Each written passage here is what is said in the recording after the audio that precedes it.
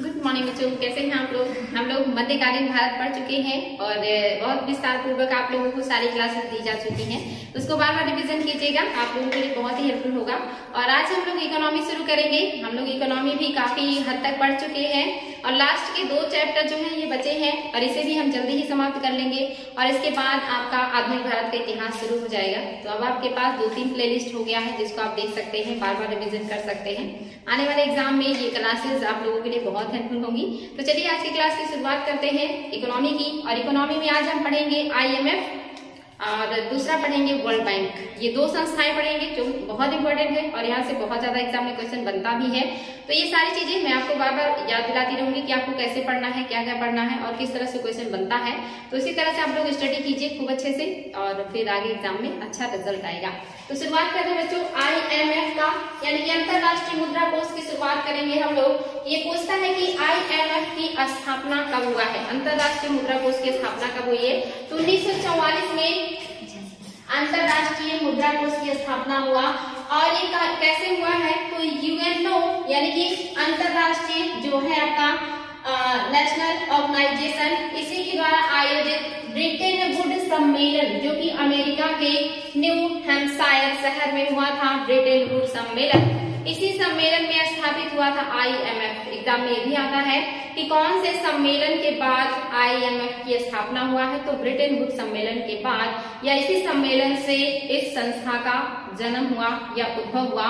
तो IMF की जो स्थापना हुई है, इसकी जो संकल्पना है ये UNO द्वारा आयोजित ब्रिटेन वुड सम्मेलन न्यू हैम्पशायर शहर अमेरिका में हुआ था।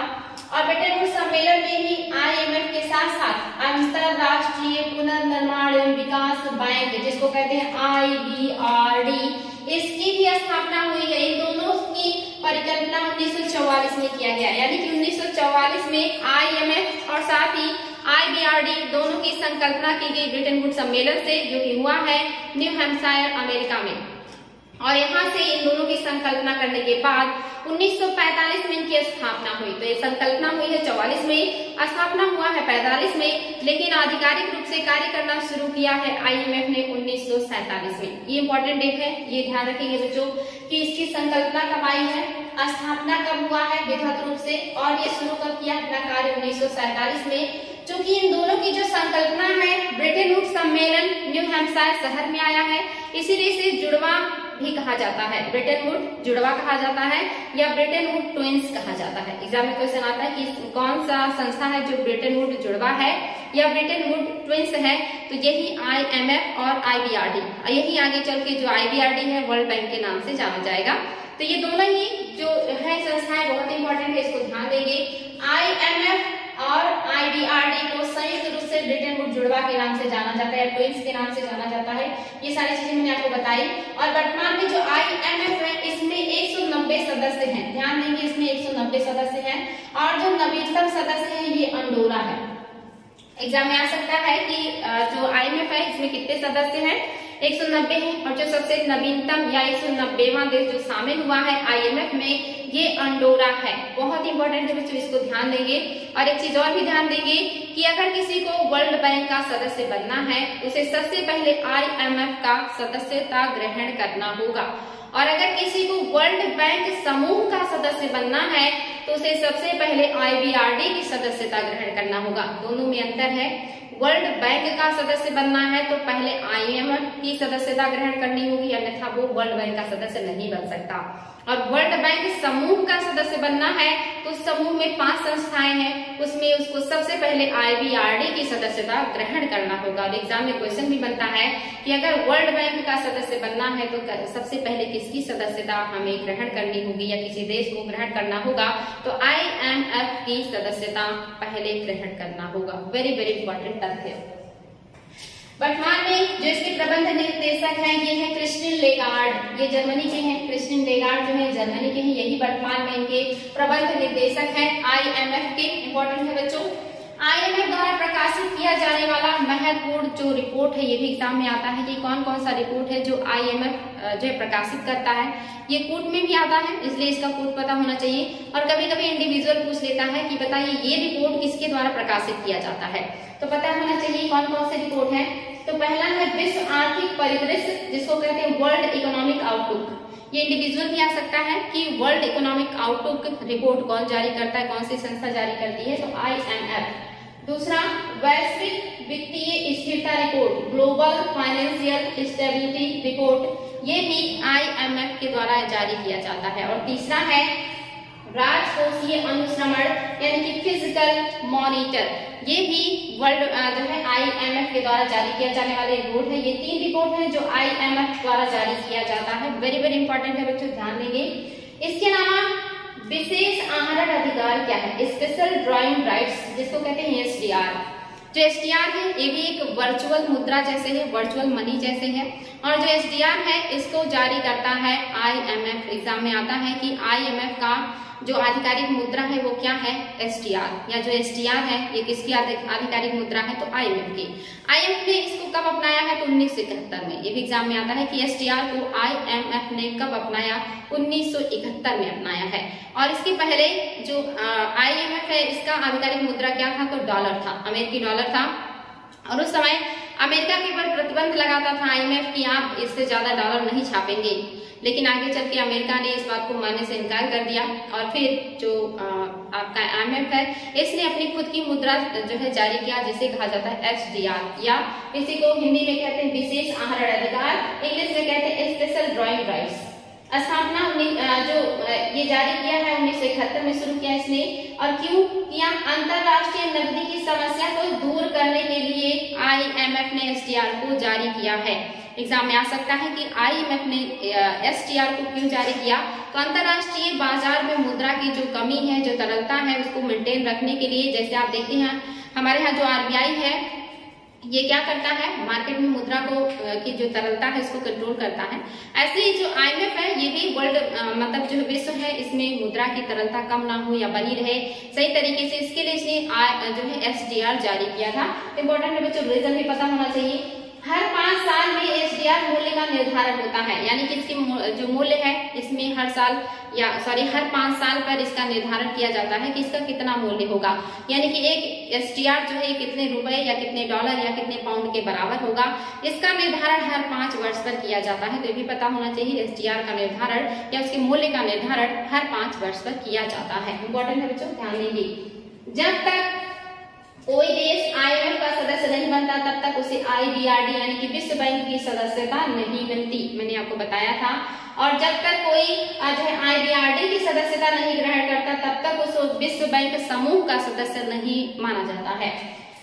SDR का मूल्य 5 प्रमुख मुद्राओं की एक टोकरी यानी कि 5 प्रमुख मुद्राओं की एक टोकरी पर आधारित है। SDR का मूल्य किस पर आधारित है, 5 प्रमुख मुद्राओं की एक टोकरी, यानी कि एक टोकरी जिसमें 5 प्रमुख मुद्राएं रखी जाती हैं। ये भी एग्जाम में क्वेश्चन बनता है कि बताएं कौन कौन सी जो मुद्रा है वो जो IMF है उसको मान्यता देता है या उसकी टोकरी में शामिल है, या इनमें से ऐसी कौन सी मुद्रा है जो IMF के टोकरी में शामिल नहीं है। तो ये 5 मुद्राएं भी पता होनी चाहिए आपको कि कौन कौन सी इसकी टोकरी में शामिल है। तो SDR में इसकी टोकरी में 5 मुद्राएं शामिल है जिनके आधार पर इसके मूल्य का निर्धारण किया जाता है, जिसमें अमेरिकी डॉलर है।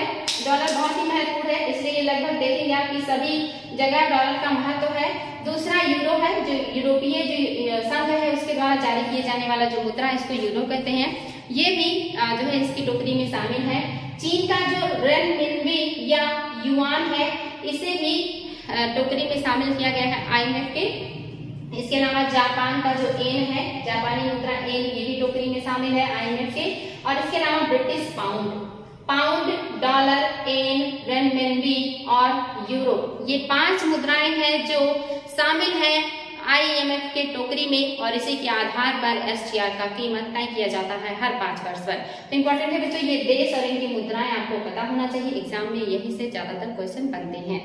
नेक्स्ट है आपका अंतरराष्ट्रीय मुद्रा कोष द्वारा सदस्य देशों को प्रदान किया जाने वाला ऋण, यानी कि जो IMF है ये कैसे लोगों को ऋण प्रदान करता है, इसका कार्य तो ऋण प्रदान करना है। और ये कैसे प्रदान करेगा, तो जो IMF है ये ज्यादातर जो है जो मुद्रा प्रदान करता है या ऋण प्रदान करता है, ये व्यापार के जो असंतुलन होता है उसको संतुलित बनाने के लिए करता है। यानी कि व्यापार घाटे के लिए ऋण देता है। ये जो ऋण देगा ये व्यापार घाटे को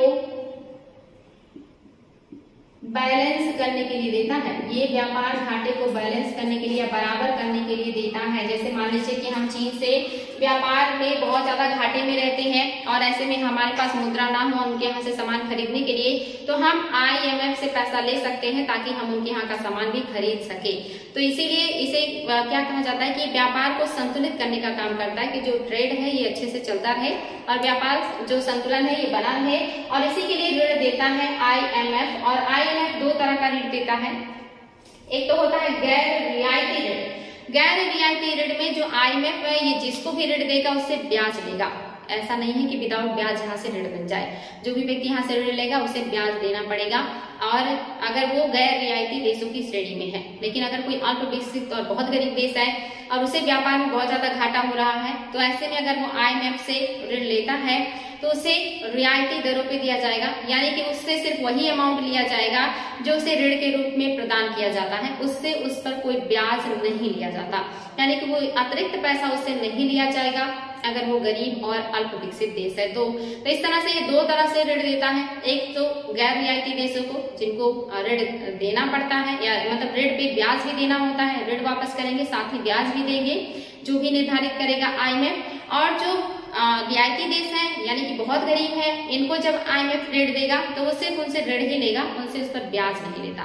तो और ये ज्यादातर ऋण किस क्षेत्र में देगा? व्यापार को संतुलित करने के लिए, व्यापार घाटे को मेंटेन करने के लिए ये देता है। ये विकास या डेवलपमेंट के लिए ऋण नहीं देता है, ये ध्यान देंगे। विकास और डेवलपमेंट के लिए जो ऋण है ये विश्व बैंक देता है, IMF इसके लिए नहीं देता। ये व्यापार घाटे को संतुलित करने के लिए या बैलेंस करने के लिए ही ऋण प्रदान करता है।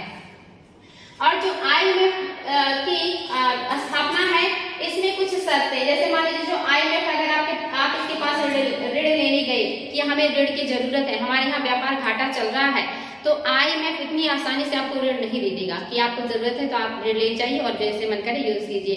वो कुछ शर्तें रखता है और इस शर्त को भी पता होना चाहिए कि वो कौन सी शर्तें हैं जिसको माने बिना आप उससे ऋण प्राप्त नहीं कर सकते। भारत को भी IMF का ऋण जो है ऋण प्राप्त करने के लिए उसकी शर्तें माननी पड़ी थी। इसीलिए भारत ने, आपने देखा था 1992, 91 के दशक में भारत ने अपने यहाँ LPG लागू किया था, लिबरलाइजेशन और प्राइवेटाइजेशन और साथ ही ग्लोबलाइजेशन, यानी कि ये सारी शर्तें रखता है IMF कि आप अपने यहाँ निजीकरण को बढ़ावा देंगे, आप अपने यहाँ जो है पूरे विश्व के लिए व्यापार के लिए खोलेंगे, आप अपने यहाँ उदारीकरण लाएंगे ताकि जो विश्व के अलग अलग देशों की कंपनियां हैं वो आपके देश में व्यापार कर सके, उनके साथ अच्छा व्यवहार करेंगे आप। इस तरह की जो शर्तें हैं ये IMF थोपता है, जो भी या उसको मानने के लिए मजबूर करता है अगर कोई देश उसके पास ऋण लेने चाहता है। तो जब भारत यानी हमारे यहाँ बहुत ज्यादा प्रॉब्लम चल रहा था और वहां पर जो है जब हमें ऋण की जरूरत थी और हमने IMF से ऋण की जो है डिमांड की, तो IMF ने भी हमारे सामने इस तरह के शर्त रखे थे। तो वहां पे जो हमें भी अपने यहाँ LPG लागू करना पड़ा था, तब जाकर के हमें IMF से ऋण प्राप्त हुआ था।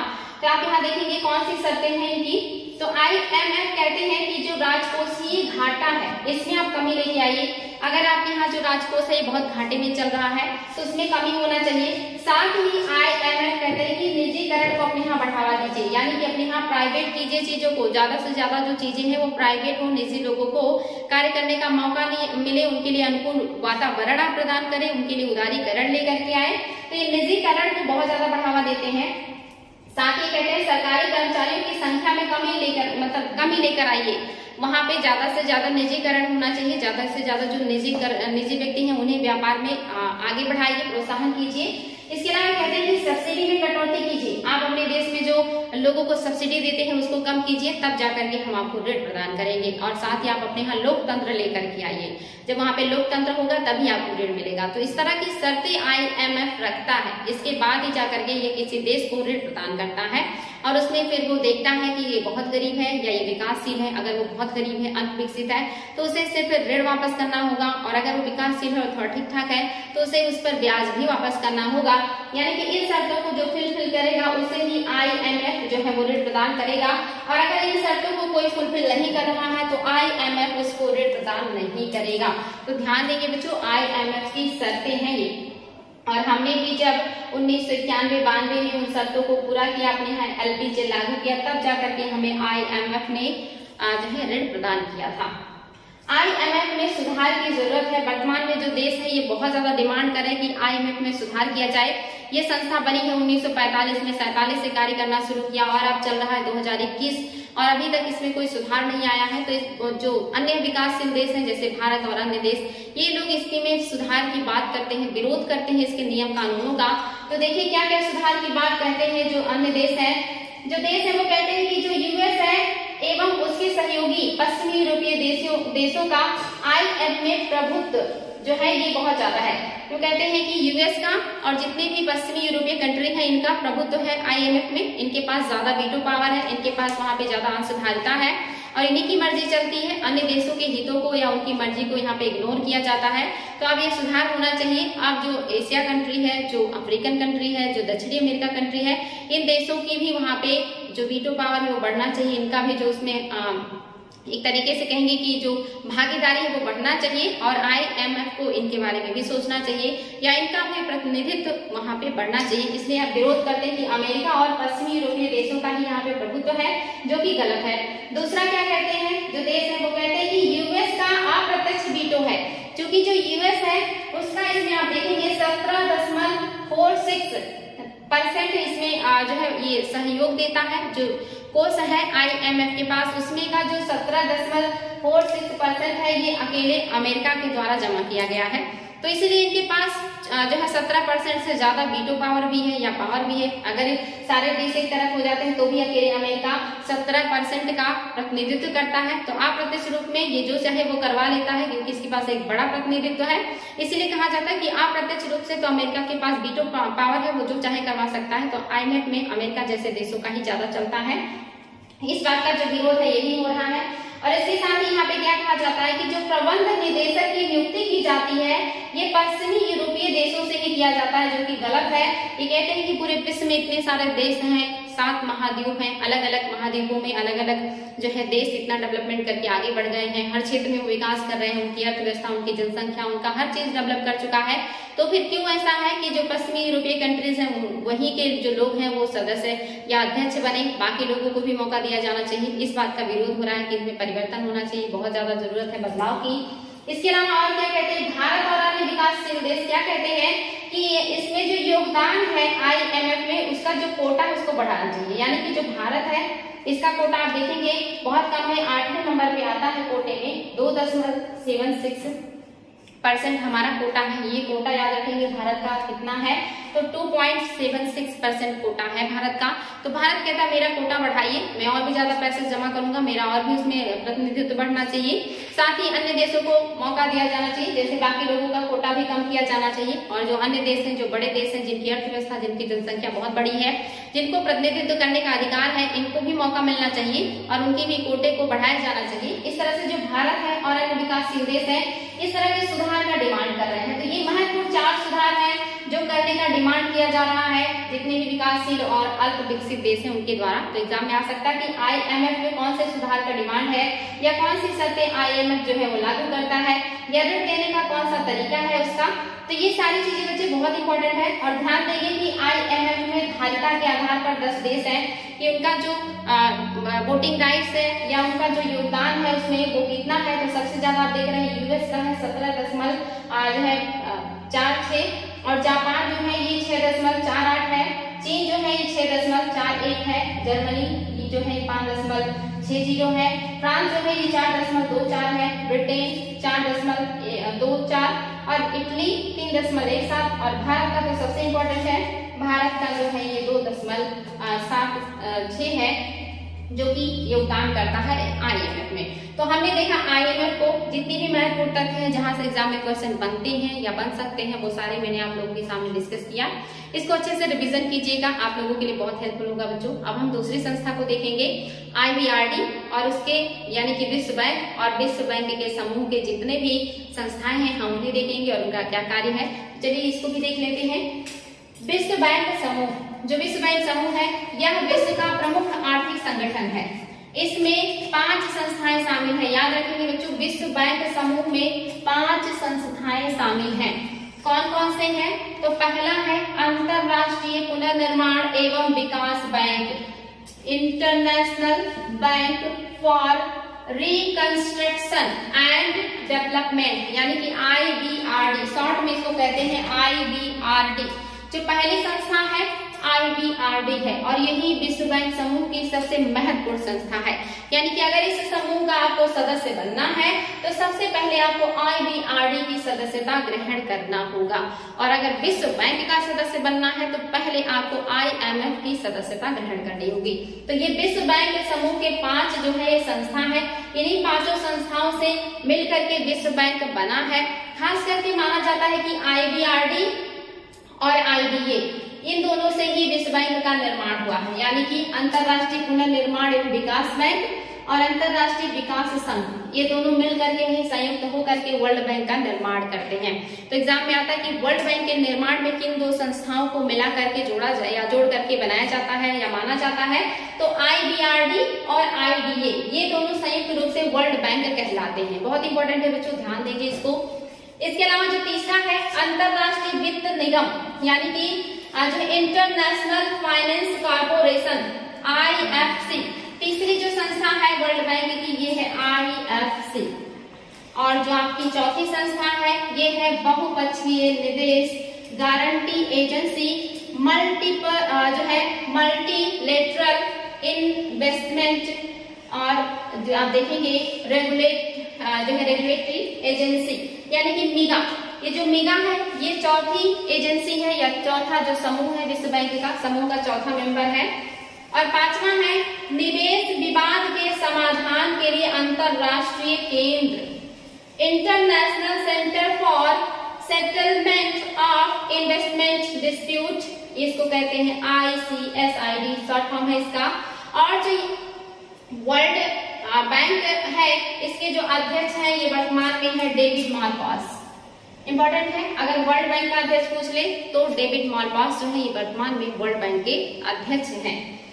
तो ये है बच्चों वर्ल्ड बैंक के जो समूह है, समूह के जो अलग अलग संस्थाएं हैं, और इन संस्थाओं का अलग अलग वर्ग है जो कि ये निभा रहे हैं, और इनके भी बहुत सारे सदस्य देश हैं।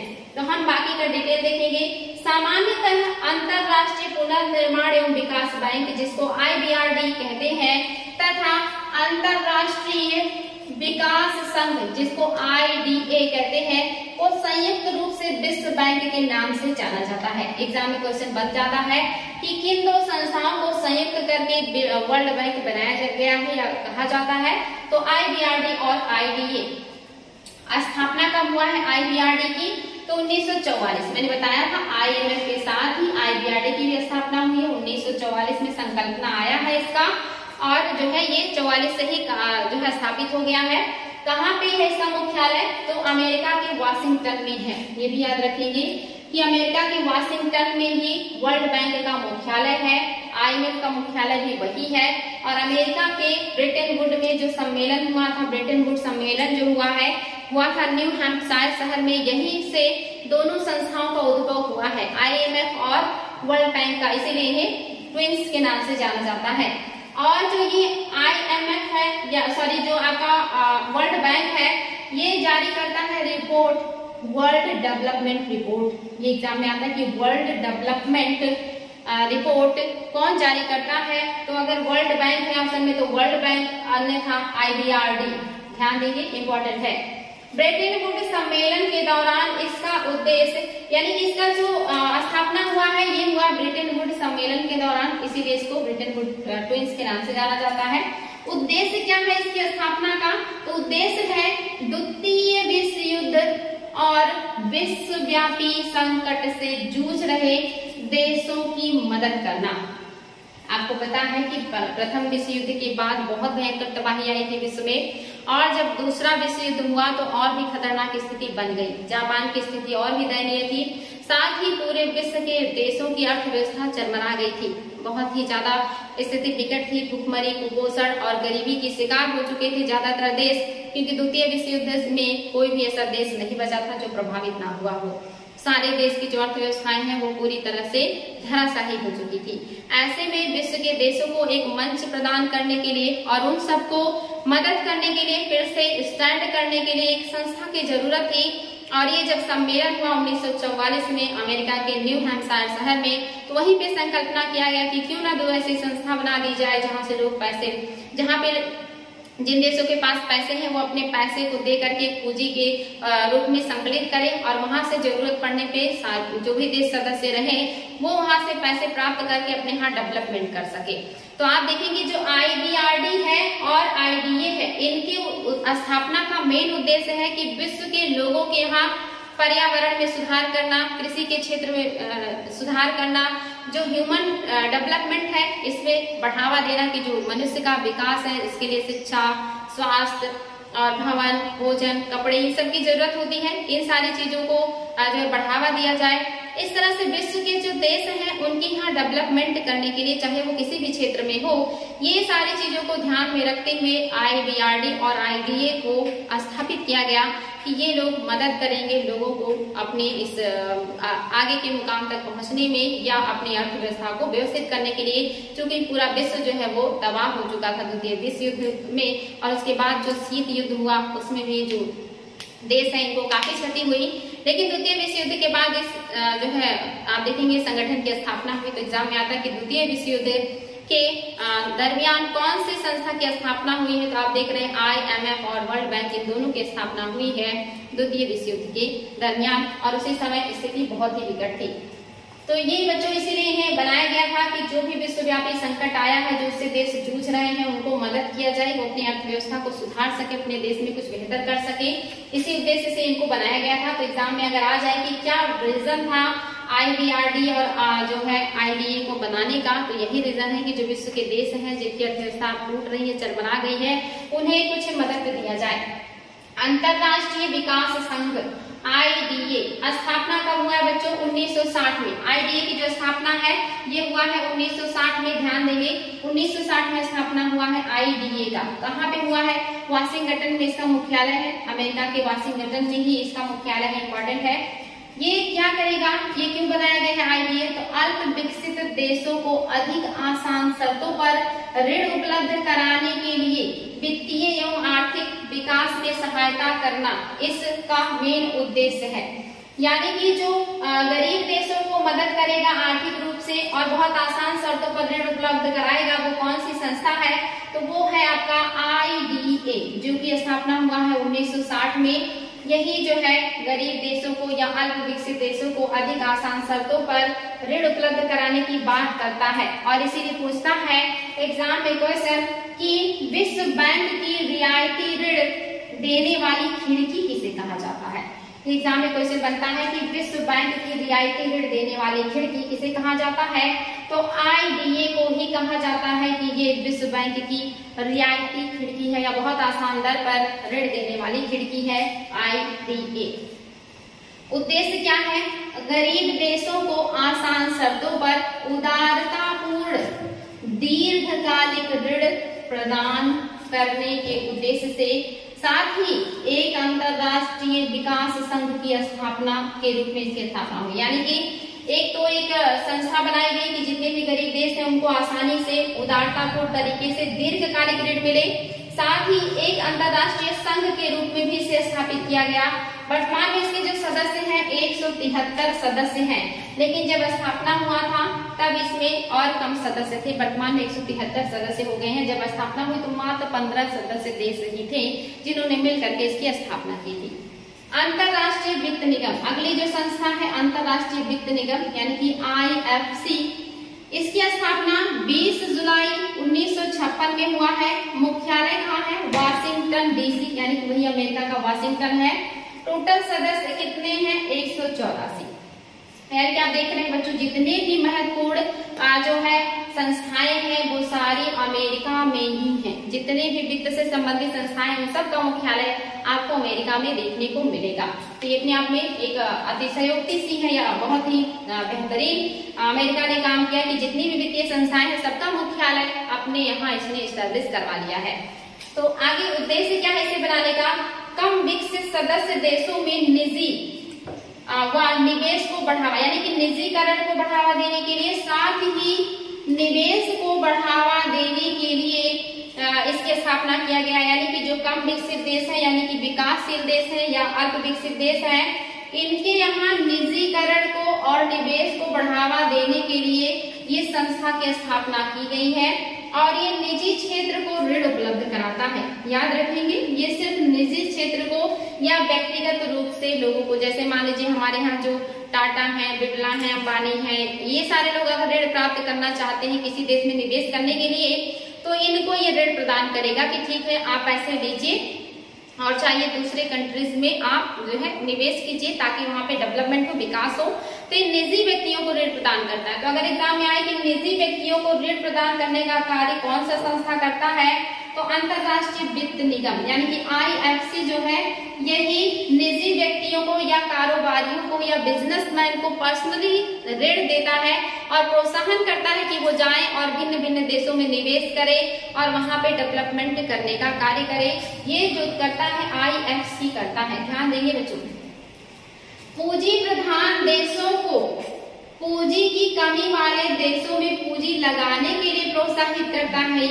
ये कहता है कि जिनके पास पैसे ज्यादा हैं, जैसे अमेरिका है, जैसे ब्रिटेन है, फ्रांस है, जर्मनी है, जापान है, जिनके पास पूंजी बहुत है, तो उन्हें प्रोत्साहन करता है कि बहुत अच्छे आप जो है गरीब देशों को भी जो है डेवलपमेंट करने का प्रयास करें, वहां जाकर के निवेश करें, वहां पर फैक्ट्री लगाएं, वहां पर बेहतर कार्य करें, प्रोत्साहन करता है ताकि जो गरीब देश है, जो पिछड़े हुए हैं, उनको भी मदद मिल सके। तो ये पर्सनली निजी लोगों के लिए है, निजी लोगों के जो है उनको प्रोत्साहन करने के लिए, उनको मदद करने के लिए, ताकि वो दूसरे देशों में निवेश करें और ज्यादा से ज्यादा उत्पादन हो, डिमांड बढ़े, सप्लाई बढ़े और विकास हो। इसके बाद जो संस्था है बहुपक्षीय निवेश गारंटी एजेंसी, जिसको कहा गया है मीगा, यह विश्व बैंक समूह की एक संस्था है, उसी समूह की एक संस्था है। स्थापना कब हुआ? 1988 में। कहाँ है इसका मुख्यालय? वाशिंगटन DC में ही है। सदस्य कितने हैं? 181, यानी कि स्थापना 1988। कहाँ पे? Washington DC। सदस्य देश कितने हैं? 188। आप देखेंगे बच्चों की जितनी भी संस्थाएं हैं सबका अलग अलग टाइम में स्थापना हुआ है। इसमें आप देख रहे हैं सबसे पहले स्थापना जो हुआ है वो IBRD का हुआ है 1944 में। उसके बाद स्थापना हुआ है आप देखेंगे IFC का 1956 में। उसके बाद स्थापना हुआ IDA का 1960 में हुआ है। और जो आप देख रहे हैं कि मीगा की स्थापना हुई है, ये देख रहे हैं आप 1988 में हुआ है। तो इस तरह से इनका जो क्रम है ये आप देख रहे होंगे कि थोड़ा सा इसमें अगर आप इसको सीक्वेंस में कभी पूछ रहे तो याद रखेंगे इन पांचों का सीक्वेंस भी जानना इंपॉर्टेंट है। तो जैसे यहाँ पे आप देख रहे हैं ये 5 हैं आपके, तो इसमें जो आपका IDA है इसकी स्थापना आप देख रहे हैं कि 1960 में हुआ है और IFC का स्थापना 1956 में हुआ है। तो ये सीक्वेंस भी बता सकते हैं, पहले जो होगा IBRD है, उसके बाद IFC है, फिर IDA है और सबसे लास्ट में जो है ये मीगा है और इसकी स्थापना 1966 में हुआ है। ये भी ध्यान देंगे, ये 1966 में हुआ है। ये चौथे नंबर पे आएगा और 5वें नंबर पे आपका आएगा जो है मीगा, ये 88 में इसकी स्थापना हुई है। तो सीक्वेंस भी आप बता सकते हैं। उद्देश्य क्या था इसकी स्थापना का? बहुपक्षीय निवेश गारंटी एजेंसी का क्या उद्देश्य है? तो उद्देश्य था इनका कि विकासशील देशों में प्रत्यक्ष विदेशी निवेश यानी कि FDI को बढ़ावा देना। ये चाहते हैं कि जितना भी विकासशील देश है वो विकसित कंट्री बने या उसमें बहुत ज्यादा डेवलपमेंट हो, तो ये चाहते हैं कि उनके यहाँ निवेश हो और निवेश करने के लिए आकर्षित करने की जरूरत है और उसके लिए क्या करते हैं? बढ़ावा देते हैं। विकासशील सदस्य देशों में होने वाले FDI यानी कि प्रत्यक्ष विदेशी निवेश के लिए बीमा प्रदान किया जाता है। यानी कि कंपनियों को यह क्या कहते हैं कि आप जाइए और विकासशील देशों में आप इन्वेस्टमेंट कीजिए, अगर आपको घाटा होता है तो हम उसकी भरपाई करेंगे। जैसे हम जीवन बीमा लेते हैं अपने जीवन की सुरक्षा के लिए कि अगर हमें भविष्य में कोई प्रॉब्लम हो तो हमें उससे मदद मिले या हमारे परिवार को उससे सुरक्षा मिले। तो ये जो कंपनियां हैं ये यहाँ की जो संस्था है जिसको कहा जाता है मीगा, इससे ये बीमा ले लेते हैं कि मान लीजिए हम किसी देश में जा करके जो है निवेश कर रहे हैं, वहां पे निवेश करने के बाद अगर हमें वहां पे घाटा हो गया तो घाटा होने के बाद क्या गारंटी है उसका नुकसान हम कैसे उठाएंगे? आप हमें प्रोत्साहन तो कर रहे हैं कि आप जाइए और विकासशील देशों में निवेश कीजिए, लेकिन वहां पर अगर हम गए और हमें नुकसान हुआ तो इसकी गारंटी कौन लेगा? तो ये जो मीगा है ये कहता है कि मैं आपको बीमा कवरेज दूंगा। आप जाइए निवेश कीजिए। अगर नुकसान हुआ तो उस नुकसान की भरपाई मैं करूंगा।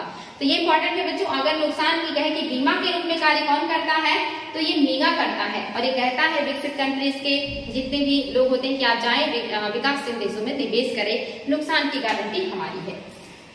तो इस तरह से वर्क करता है, बहुत ही बढ़िया कार्य है। तो ये है इनका उद्देश्य। साथ ही आप देखेंगे कि निवेश विवादों के समाधान के लिए अंतरराष्ट्रीय केंद्र ICSAID निवेश विवादों के समाधान के लिए अंतरराष्ट्रीय केंद्र तथा समर्पित विश्व की अग्रणी संस्था। यानी कि जो आपका ICSAID है, ये क्या है? मान लीजिए कि कोई निवेश किया किसी देश में, लेकिन निवेश करने के बाद वहां पर विवाद हो गया, तो उस विवाद से उस संस्था को या उस कंपनी को कौन बचाएगा? उस विवाद का निपटारा कौन करेगा? तो देख रहे हैं आप, एक तरफ निजी लोगों को प्रोत्साहन दिया जा रहा है कि जाए निवेश करें, उनको प्रोत्साहन, दूसरी तरफ फिर निवेश करने के लिए प्रोत्साहन दिया जा रहा है कि निवेश कीजिए, घाटा होगा हम उठाएंगे। फिर क्या कहा जा रहा है कि अगर वहां पे कोई डिस्प्यूट हुआ, कोई प्रॉब्लम हुआ, तो उसे हम सुलझाएंगे। और ये कौन सुलझाएगा? ICSAID। यानी कि आपको यहाँ पे इसका पूरा लिखा हुआ है कि निवेश विवाद के समाधान के लिए अंतरराष्ट्रीय केंद्र, बिल्कुल साफ साफ लिखा है बच्चों कि ये क्या करेगा? अगर अंतरराष्ट्रीय क्षेत्र में आप निवेश करते हैं और वहां पे कोई विवाद हो गया, किसी ने आपको परेशान करना शुरू किया, कुछ नुकसान करना शुरू किया, डिस्प्यूट हो गया, तो उसका समाधान भी हम करेंगे। इंपॉर्टेंट है बच्चों, ध्यान देंगे। भारत में ICSAID को छोड़कर ये जो भारत है, भारत इसका सदस्य नहीं है। ये ध्यान देखिए बच्चों, अगर एग्जाम में आ जाए कि इन विश्व बैंक के जो समूह हैं, इस समूह में भारत इसका सदस्य नहीं है, तो भारत ICSAID का सदस्य नहीं है। यानी कि निवेश विवाद के समाधान के लिए अंतरराष्ट्रीय केंद्र जो बनाया गया है, हम उसके सदस्य नहीं हैं। लेकिन ये भी बहुत अच्छी बात है कि जब विवाद होता है तो हम इसकी मदद बिना सदस्य हुए भी ले लेते हैं। जैसे जब हमारा सिंधु जल विवाद हुआ था, तो इन्हीं की मध्यस्थता से वो विवाद सुलझा था, इन्हीं की मध्यस्थता से हमारा पाकिस्तान के साथ समझौता हुआ था। तो ये भी इम्पोर्टेंट है, हम सदस्य तो नहीं है, लेकिन फिर भी इस संस्था ने हमारी हेल्प की है। तो इम्पोर्टेंट है, ध्यान देखिए बच्चों, हम इसके सदस्य नहीं है, बाकी सब के हम सदस्य हैं। और आप देख रहे हैं सिंधु जल विवाद जब हुआ था तो 1960 में इसी की मध्यस्थता से समझौता हुआ था। देख लेते हैं विश्व बैंक के द्वारा कौन से रिपोर्ट है जो प्रकाशित किए जाते हैं, ये भी इम्पोर्टेंट है बच्चों। पहला है डूइंग बिजनेस रिपोर्ट। पहला report most important, doing business report जो है ये जो है विश्व बैंक के द्वारा जारी किया जाता है। दूसरा जो है विश्व विकास रिपोर्ट, यानी कि वर्ल्ड डेवलपमेंट रिपोर्ट जो है ये भी जारी करता है। इसके अलावा विश्व आर्थिक संभावना रिपोर्ट ये भी जारी करता है जो है वर्ल्ड बैंक। और इसके अलावा आप देखेंगे कि कमोडिटी मार्केट आउटलुक ये भी वर्ल्ड बैंक के द्वारा जारी किया जाता है। इसके अलावा वैश्विक वित्तीय विकास रिपोर्ट ये भी जो है जारी करता है वर्ल्ड बैंक। मोस्ट इम्पोर्टेंट, कम से कम डूइंग बिजनेस रिपोर्ट, विश्व विकास रिपोर्ट, वैश्विक आर्थिक संभावना और वैश्विक वित्तीय विकास रिपोर्ट ये बहुत ही ज्यादा एग्जाम में आते हैं। लेकिन आप जो है 6 को ध्यान देंगे। विश्व विकास संकेतक ये भी वर्ल्ड बैंक के द्वारा जारी किया जाने वाला रिपोर्ट है। तो ये बच्चों रिपोर्ट आप लोग ध्यान देंगे, ये 1 बाय 1 करके बार रिवीजन कर लीजिएगा। IMF का 3 रिपोर्ट और वर्ल्ड बैंक की कम से कम 4 रिपोर्ट तो आप लोगों को याद होना चाहिए, क्योंकि बहुत इंपॉर्टेंट है। साथ ही हम देख लेते हैं कि वर्ल्ड बैंक में जिन सदस्य देशों का सहभागिता है, इसमें भी आप देखेंगे कि लोग अपनी एक तरीके से कि एक जैसे मात्रा होता है पैसे का, वो उसमें लगाते हैं या जमा करते हैं और उसी के आधार पर उनको वरीयता मिलता है। लेकिन वर्ल्ड बैंक में थोड़ा सा फिर भी रियायत मिलता है। यहाँ से जो भी विकासशील देश हैं, जो भी कुछ डेवलपमेंट का कार्य करना चाहते हैं, कुछ विकास का काम करना चाह रहे हैं, तो अपना जो ऋण है वो मांगने को जाएंगे वर्ल्ड बैंक के पास। मैंने बताया था कि अगर व्यापार घाटा है, व्यापार में असंतुलन है, तो उसको बैलेंस करने का काम IMF करता है और कुछ शर्तों के साथ वो पैसे देता है। लेकिन अगर आपको अपने यहाँ विकास का काम करना है, शिक्षा का काम करना है, कुछ रोड वगैरह बनाने हैं और स्वास्थ्य के क्षेत्र में विकास, मतलब डेवलपमेंट के लिए अगर आपको लेना है, तो वो ऋण आपको वर्ल्ड बैंक से मिलेगा। और भारत को मुझे लगता है अभी तक के सबसे ज्यादा ऋण प्रदान किया गया है पूरे विश्व में वर्ल्ड बैंक के द्वारा कार्य करने के लिए या डेवलपमेंट करने के लिए। तो हमारे यहाँ जितना डेवलपमेंट का कार्य होता है, लगभग सारे जो ऋण है वो वर्ल्ड बैंक ही देता है। तो यहाँ पे देखेंगे कि अलग अलग देशों का अलग अलग यहाँ पे प्रतिनिधित्व है, यानी कि इन्होंने अपने पैसे को इस कोष में जमा कर रखा है। और IMF के साथ साथ आप देख रहे हैं वर्ल्ड बैंक में भी अमेरिका का ही सबसे ज्यादा भारांश है या सहयोग है। हालांकि यहाँ पर उतना भेदभाव या उतनी शर्तें नहीं है जितना कि IMF में है, यहाँ पे इस तरह की शर्तें नहीं रखी जाती हैं। तो अमेरिका का इसमें सबसे ज्यादा योगदान है 17.2%, जापान का 7.3%, चीन का 4.32% और जर्मनी का 4.04%, ब्रिटेन का 4.4% और भारत का इम्पोर्टेंट है बच्चों, हमें भारत का ही ज्यादा देखना है। भारत का जो है ये 3.13% है। तो कभी कभी ये सीक्वेंस में भी आ जाता है कि आप बताएं कि वर्ल्ड बैंक में सहभागिता या अनुदान के आधार पर देशों का क्रम बताएं। तो आपको देशों का क्रम भी पता होना चाहिए। सबसे ऊपर जो है अमेरिका है और भारत का स्थान आप देख रहे हैं कि काफी नीचे है। तो इस तरह से बच्चों आज हम लोगों ने 2 संगठनों को पढ़ा। बहुत अच्छे से मैंने प्रयास किया कि आप लोगों को आसानी से समझ में आ जाए। जितने भी महत्वपूर्ण पॉइंट है जहां से एग्जाम में क्वेश्चन बनते हैं वो सारे आप लोगों के सामने रखे गए, इसको बार बार रिविजन कीजिएगा। इसके अलावा भी बहुत सारे संगठन बचे हैं, उसको भी हम डिस्कस करेंगे 1 बाय 1 करके। और आज के लिए रहने देते हैं, फिर कल मिलेंगे नए संगठन के साथ। Thank you.